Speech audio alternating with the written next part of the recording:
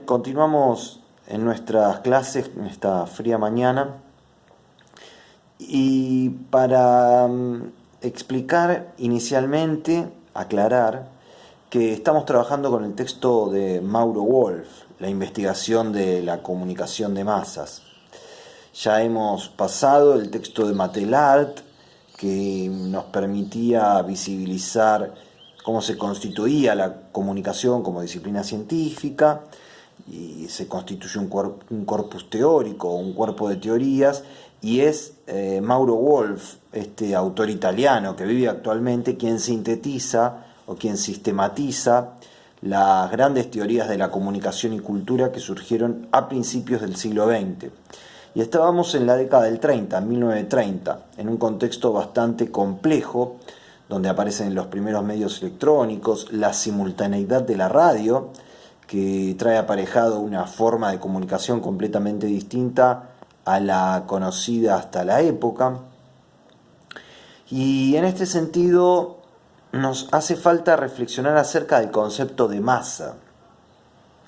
¿Por qué el concepto de masa? Bueno, porque es el que se trabaja en la época con grandes autores como Lasswell, Lazarsfeld, Katz y muchos otros que vamos a seguir viendo, y que es importante echarle una mirada para tenerlo más en claro, sobre todo porque en la actualidad hay muchísimas manifestaciones de este tipo y tenemos que tenerlas presentes, o por lo menos entender ese fenómeno. La teoría de la hoja hipodérmica retomaba el concepto de masa al decir que las grandes poblaciones no tenían una formación clara y contundente sobre cómo se constituían los mensajes, y entonces tenían una mirada ingenua y le otorgaban valor de verdad a los medios de la época. Insistimos, radio, periódicos, cine. Estamos en la etapa previa a la televisión. Con la televisión esto se va a aseverar muchísimo más.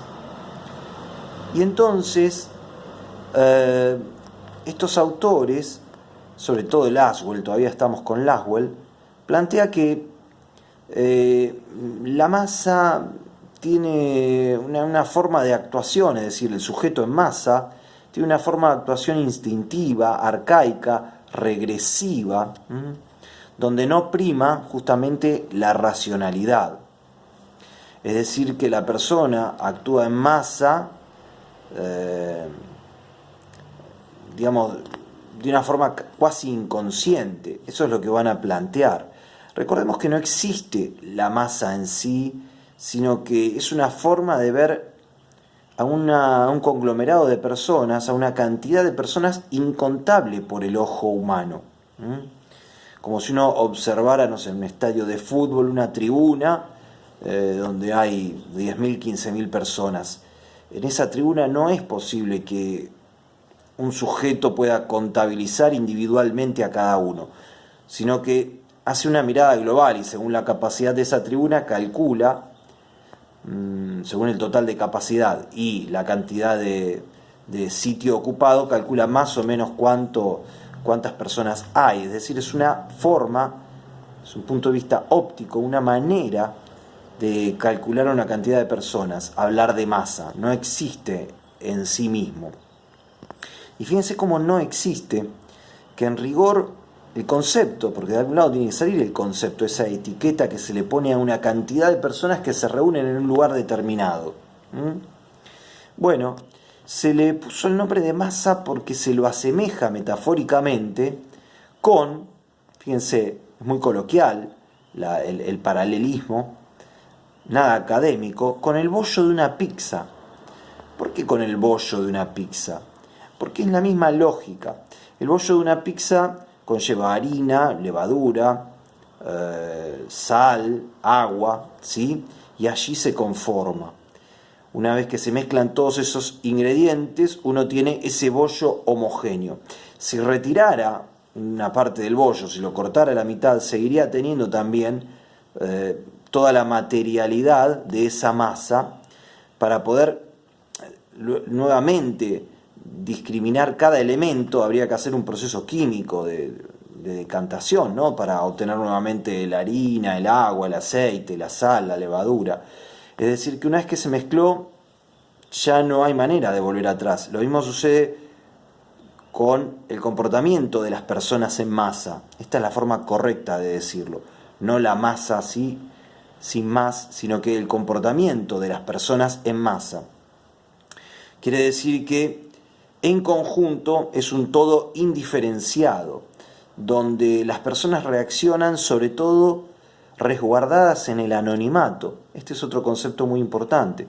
Uno dice, ¿por qué una persona se anima a hacer eso? ¿Por qué en un estadio de fútbol, retomo el fútbol como valor cultural de nuestro pueblo, no solo porque me guste mucho a mí, sino por el hecho de que verdaderamente es una manifestación de nuestra cultura, y entonces una persona en un estadio de fútbol, en una tribuna, refugiado en una tribuna, de alguna manera escondido entre la multitud, ya no detrás de un objeto, sino que escondido porque con un otro y un otro, y así hacia el infinito, miles, no digo el infinito, pero por lo menos miles de personas, uno queda refugiado en el anonimato. Entonces, ¿por qué esa persona se anima a arrojar una piedra o algún objeto contundente? Una pila, algún otro objeto con el que históricamente han agredido a los protagonistas de un partido de fútbol. Bueno, justamente por eso, ¿no? Por todo lo que vengo diciendo, porque se refugia en una cantidad incontable de personas que lo hace cuasi invisible. Lógicamente, no estamos hablando de una invisibilidad real, sino que de una manera de escudarse en un conglomerado de gente, por lo cual un tercero, para el caso que estoy dando, para el ejemplo, un policía, no podría observar entre 10.000 personas en una tribuna quién fue el que arrojó una piedra o una pila con la cual agredió a un futbolista, al arquero, que por lo general es el que está más cerca de las tribunas. Bien, entonces eso es lo que sucede. Lógicamente se refugian en el anonimato, que es una de las particularidades del comportamiento de las personas en masa. Recordémoslo de esta manera, comportamiento de las personas en masa, no es la masa en sí. Bien, estupendo. Otras características de la masa. En la masa se reacciona por simpatía, esto quiere decir que reacciona una persona y reacciona a otra y otra y otra, y sobre todo ante un mensaje sencillo. Ante el público masivo no se pueden dar mensajes complejos porque, bueno, básicamente el conglomerado de personas no lo capta, sino que por lo general son mensajes simples que prenden muchísimo en la población.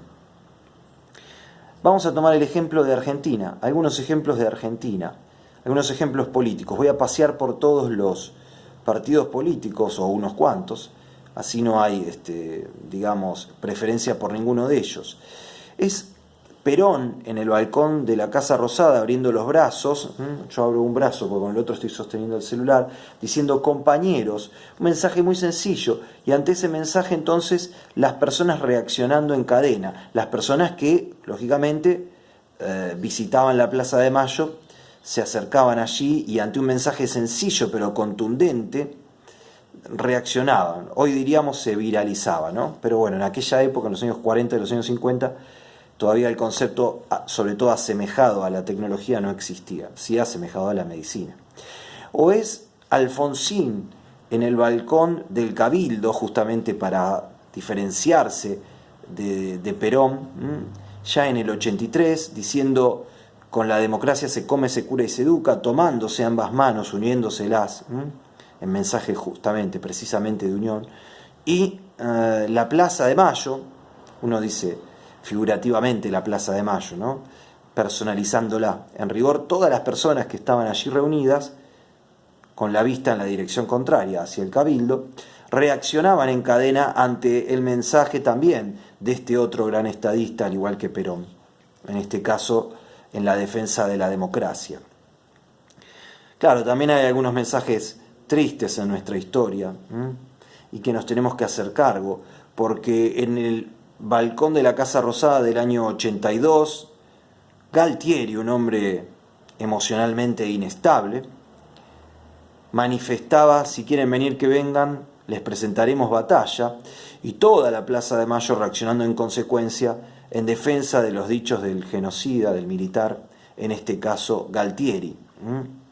De manera que podemos observar con estos ejemplos que la masa reacciona ante mensajes simples y digamos también, bueno, como enseña nuestra historia política, también reacciona de muy buena forma ante mensajes democráticos como los que daba de Perón y de Alfonsín, pero también ante otro tipo de mensajes que, bueno, cuanto menos a mí no me satisfacen, aunque hay que reconocer que eso ha sucedido y que la Plaza de Mayo en su conjunto ha vituperado a ese militar que en el momento estaba al frente de la presidencia de la Nación. Bien, no es intención aquí hacer un análisis filosófico, histórico sobre la realidad del 82, de 1982, sino que pensar en esta lógica de la manifestación del pueblo, en este caso, ante un mensaje en masa, que, insisto, prende, no si se habla, no sé si hace un tratado sobre crítica de la razón pura, como en un encuentro universitario, una jornada, un simposio, un congreso, donde si se va a hablar de Kant pueden reunirse 100, 200 personas, pero no sería posible hablar o armar un mensaje complejo ante una masa de población de tantísimos miles, porque la mayoría no lo va a entender, lógicamente. Por lo tanto, con esto quiero decir que lo que prima en el comportamiento en masa es el mensaje simple, sencillo y directo, que movilice a la población. Lo sabían los fascistas y los nazis de la Europa central de la década del 30. Estamos en 1930, época en que se desarrolla la teoría de la aguja hipodérmica. Y fíjense ustedes cómo lo sabían, que tampoco hablaban sobre Kant, Hegel, Nietzsche, sino que daban mensajes racistas, discriminatorios, etnocentristas, xenófobos, muy marcados y con un mensaje directo. Tenía muy en claro de qué manera comunicarse con la población, primero con el miedo y luego con mensajes que movilizaran y que en todo caso exploraran lo más íntimo del ser humano, en tanto y en cuanto se lo intimara a reaccionar por su país, por su nación, ¿no? Estos preceptos tan arraigados en el conjunto de las poblaciones del globo, del planeta, ¿no? Entonces, las personas reaccionaban en consecuencia. Y lo hemos visto claramente en el nazismo. Voy a extender un poco mi brazo, si puedo mostrar cómo las personas reaccionaban extendiendo el brazo, ¿no? De esta manera, ¿sí? Como un mensaje también muy simple, muy sencillo, que tenía un gran éxito. Sin lugar a dudas, no podemos discutir el éxito del nazismo en esta época, con sus estudiosos sobre la comunicación y sobre todo sobre la comunicación en radio. El ministro de Guerra de Hitler, Goebbels, explicaba cómo en 7 pasos se podía convencer a la población de la causa de la guerra, que era lo que necesitaban. Con esto quiero decir, y esto ya lo he afirmado en unas clases anteriores cuando hablábamos sobre evolucionismo, y no me arrepiento en indicarlo, que el uso del conocimiento científico y científico-social también, científico-tecnológico y científico-social, ha generado algunas de las manchas más espantosas de la historia de la humanidad. Las manchas negras, las manchas de tinta indelebles que han quedado, si hablamos de lo científico-técnico con las bombas de Hiroshima y Nagasaki, vaya si no tiene ciencia detrás, ¿no? La creación de esas bombas, o lo que estoy hablando a nivel científico-social, que me duele todavía mucho más porque soy del campo de las ciencias sociales, como muchísimos preceptos como los del evolucionismo llevados al plano social, no el evolucionismo en sí, que es una teoría científica del área de la biología que goza de gran salud en la actualidad y que es sumamente importante, interesante, sino que el evolucionismo llevado al plano de la sociedad, de lo social, y por supuesto el uso de los medios de comunicación desde algún precepto, desde alguna mirada científica, como la que estamos planteando, y sobre todo de cómo gobernar a las masas, ha conllevado a experiencias en el planeta, en el globo, que han sido nefastas, como el nazismo, el fascismo, que es muy fácil nombrarlo porque son europeos y no nos hacemos cargo, pero también, ¿por qué no?, mirando hacia el interior de nuestro país, con el proceso de reorganización nacional del año 76, o como preferiría yo llamarlo en este momento, el proceso genocida del 76. También es una mancha indeleble, es en nuestro país, y esos militares, que no fueron solo militares, también estuvo la pata civil, los grandes empresarios corporativos, que bueno, son los mismos que están detrás del establishment económico en la actualidad en Argentina, y los medios de comunicación en connivencia con esos grupos económicos, por eso la dictadura fue cívico-militar, que asesoraban cómo manejar el mensaje mediático, ¿sí? Lo voy a decir con nombre y apellido, no tengo miedo en nombrarlo, porque son los mismos de la actualidad, el Grupo Clarín, el Grupo La Nación. Había otros grupos, pero bueno, fueron fagocitados por estos grandes medios, como la prensa todavía coexiste, también fue un órgano de difusión de los militares, y La Razón, que sí fue fagocitado por el Grupo Clarín. Bueno, estos grupos, en connivencia, insisto, con la dictadura militar, estudiaron las formas de comunicar a las masas y convencerlas de la causa de la guerra primero, y de que, bueno, todo era positivo lo que se estaba llevando adelante después, ¿no? Y que había que ayudar y que había que apoyar.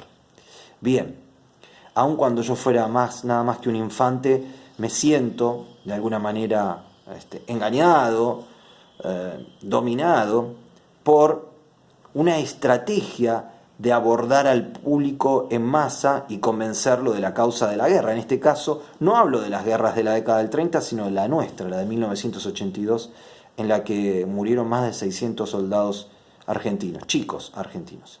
Entonces, obsérvense, ya lo he comentado, yo era niño y jugaba a que ganábamos la guerra, por lo tanto estaba dentro del contexto de un mensaje masivo que hacía mella en la población, con mensajes simples, con mensajes muy simples, como escribirle la cartita, como también yo habré hecho en el proceso escolar, en el periodo escolar en el año 82, como lo hice de hecho, aunque escribían las maestras, pero bueno, y cómo se recaudaba mercadería para enviar allí a las Islas Malvinas. Por lo tanto, también fue sumamente exitoso ese mensaje desde el punto de vista estratégico. Es decir, que quien domine la masa tiene gran parte del poder, como se ve en la actualidad. Quien esté, el grupo político que tenga más vinculaciones con los medios de comunicación tradicionales, hegemónicos, más fuertes, que por lo general son la derecha, porque la derecha es la que justamente está detrás de todo ese poderío económico, mediático, entonces, y político por supuesto, entonces tienen mayor éxito de alguna manera trascender con sus mensajes, hacer mella, plantar esa semillita en el público, al seno del público.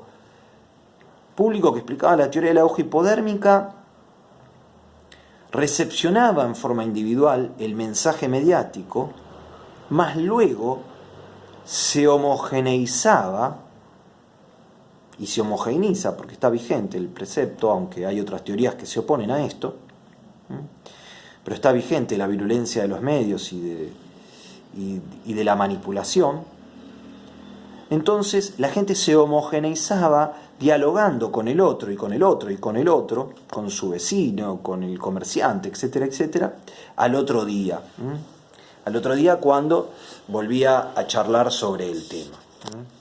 Bien, en ese sentido, esta teoría, ¿sí? Esta teoría plantea, vamos a tratar de bajar el mechón, que veo que está bastante elevado, no sé por qué. Bien, esta teoría plantea que, fíjense ustedes, que digamos, en el contexto de la década del 30, en un contexto histórico, plantea que la reacción es en cadena.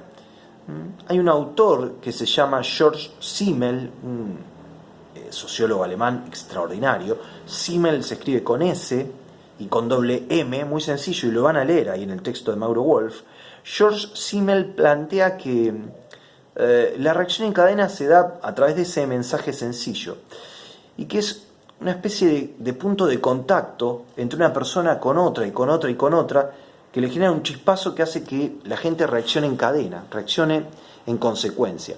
Es decir, estamos en un gran escenario, un teatro, y entonces aparece el músico, toca los primeros acordes, y esos acordes, incluso las primeras notas, facilitan la reacción en cadena. Son de alguna manera el vehículo, el punto de contacto que liga a las personas entre sí. O un gol en el estadio de fútbol. Está en la tribuna de Boca, de River, de Vélez, para hablar de los equipos más populares de nuestro país. Y entonces hace un gol el futbolista y eso genera una reacción en cadena. Un mensaje sencillo que hace que una persona se abrace con otra en una tribuna. Dos personas que no se conocen, que no se vieron nunca y que no van a volver a verse las caras probablemente nunca más, pero que en ese momento se abrazan. Quien estuvo en una tribuna sabe que es así, por un punto en común, sencillo, un mensaje muy sencillo, que es un gol en todo caso. Personas que luego de tener un comportamiento en masa se van a diseminar una vez que salgan del estadio de fútbol y van a volver a sus trabajos, a sus tareas. Probablemente el que se abrazó era un albañil con un abogado. Cada uno va a volver a su tarea, no tienen nada que ver en la realidad cotidiana uno con el otro, pero en ese momento se unieron, un intersticio, un punto en común que generó una reacción intempestiva entre no solo ellos dos, sino que el resto de los 10.000, 15.000 que estaban en la tribuna y el resto de las tribunas también, lógicamente. De manera que eso es lo que plantea George Simmel. George Simmel dice, en masa la persona no reacciona en forma individual,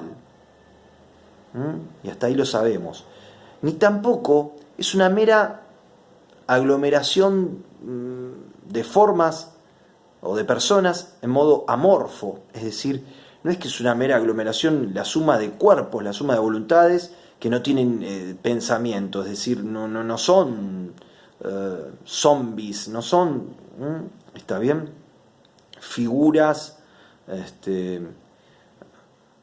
que no tienen posibilidad de pensamiento, sino que la masa es una reacción que es la sumatoria de todo esto, de la individualidad y de la grupalidad, pero que es mucho más, incluso supera a esta tesis y a esta antítesis. La tesis sería el pensamiento individual, la antítesis sería la reacción grupal, la síntesis, es decir, la conclusión a la que arriba George Simmel, es más que la suma de las partes, es más que la suma de la tesis y de la antítesis, porque es una idea superadora.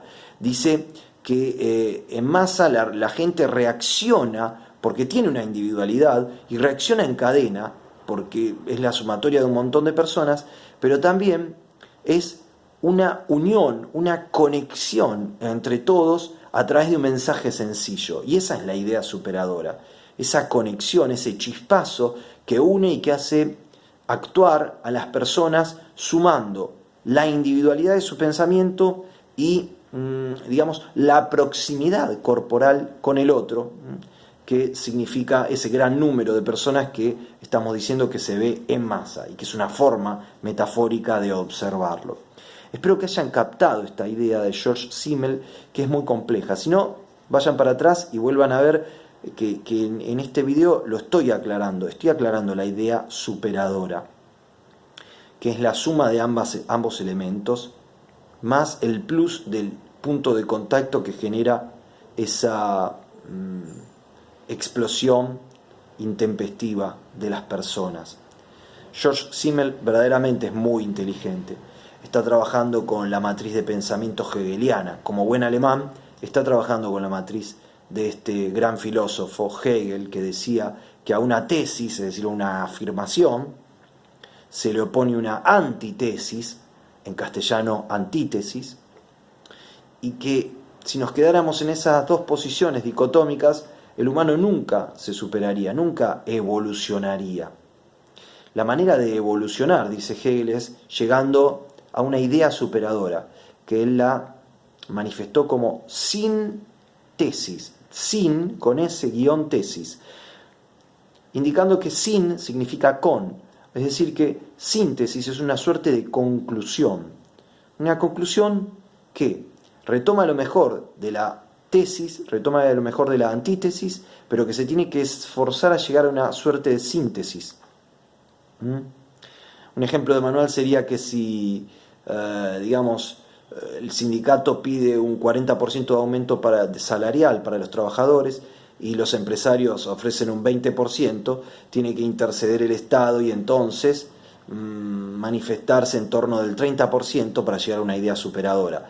¿Por qué el 30%? Y bueno, porque va a tomar parte de la tesis y de la antítesis y va a llegar a una suerte de síntesis donde ambas partes, en una lógica promedial, van a estar satisfechas porque van a advertirse como escuchadas.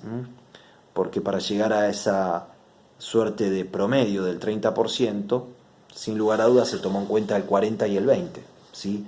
Y la expresión de moda, la estadística indica como moda, el promedio entre estos dos números va a ser la idea superadora.